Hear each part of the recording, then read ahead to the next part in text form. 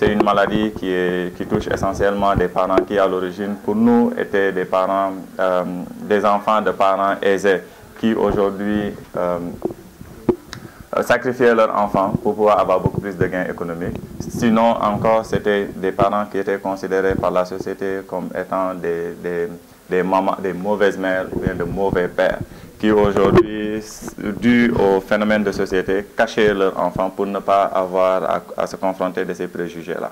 L'autre phénomène qui est encore beaucoup plus dramatique, surtout dans les régions, c'est que les parents avaient tendance à amener leur enfant en brousse en se disant comme quoi que cet enfant, si cet enfant est dit normal, reviendra dans la maison. Si c'est un enfant possédé, cet enfant-là, si c'est un enfant des djinns, c'est un enfant qui va rester dans la brousse parce qu'appartenant aux djinns, en fait.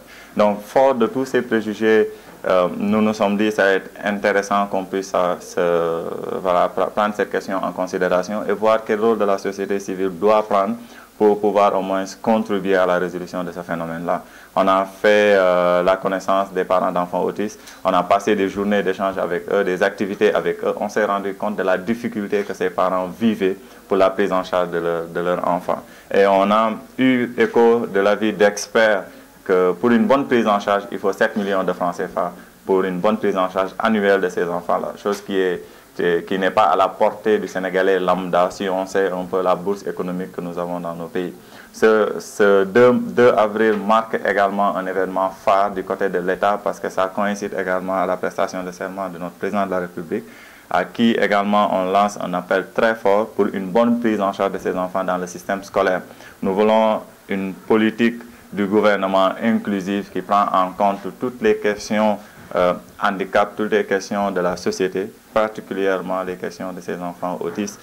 De tout le Sénégal, il n'y a que 2 centres qui prennent en charge les questions sanitaires. C'est Thiaroye et Fann. Et tous ces 2 centres se retrouvent à Dakar. Le reste des régions est marginalisé. Ils sont carrément marginalisés par rapport à ce phénomène-là. Et nous lançons un appel fort pour que l'État du Sénégal nous accompagne dans cette prise en charge de ces enfants.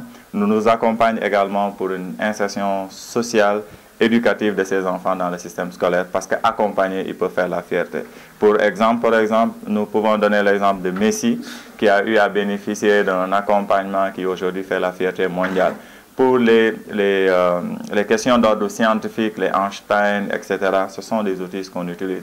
C'est des enfants qui sont dotés d'un trop plein d'intelligence. Vu le fait qu'ils sont plus intelligents que nous, on a tendance à les marginaliser en se disant que c'est des enfants soit possédés ou bien c'est des enfants qui sont dotés d'une faculté défavorisée et qui sont laissés à eux-mêmes.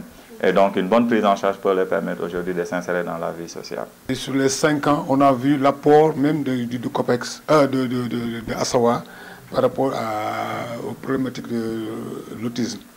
Donc, nous, pour le moment, ce qui nous intéresserait bien, ce serait vraiment le réel, du concret par rapport à ça, quoi. Parce qu'il vient de l'expliquer, un enfant autiste, que les Sénégalais, souvent, ce matin j'ai écouté sur RFM, un micro-trottoir, des enfants qui parlaient d'autisme en disant Mongolie, Mongolie.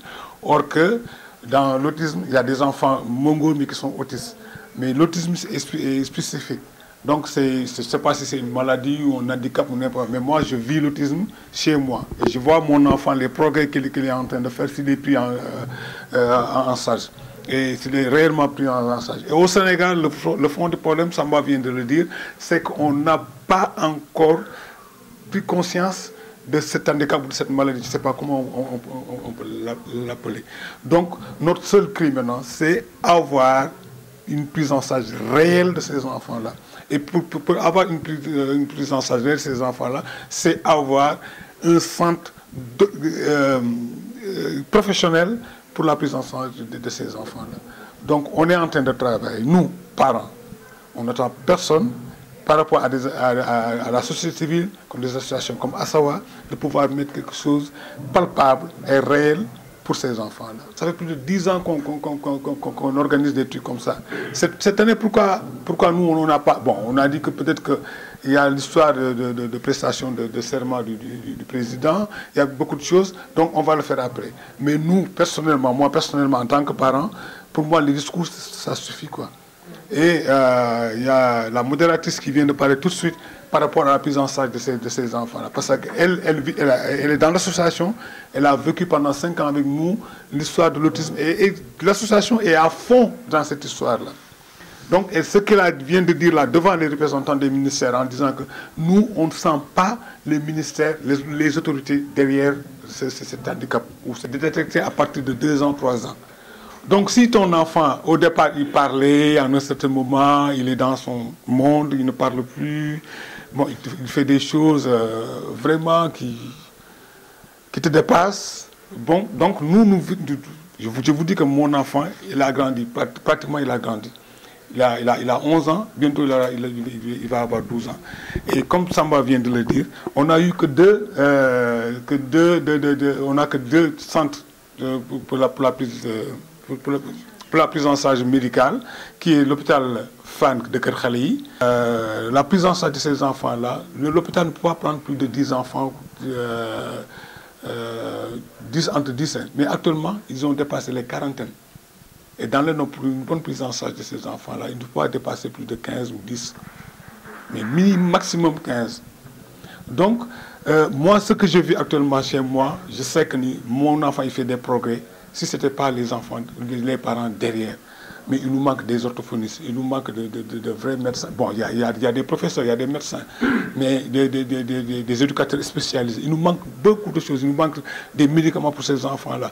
Il nous manque un centre professionnel où on peut dissocier le trisomie, l'IMC et l'autiste. Donc, beaucoup de gens mélangent tout ça à la fois. Donc, dans les autres centres que vous voyez ici au Sénégal, ils sont tous mélangés. Et que l'autiste qui imite, il peut imiter le trisomie, il peut imiter, parce qu'il est hyper intelligent.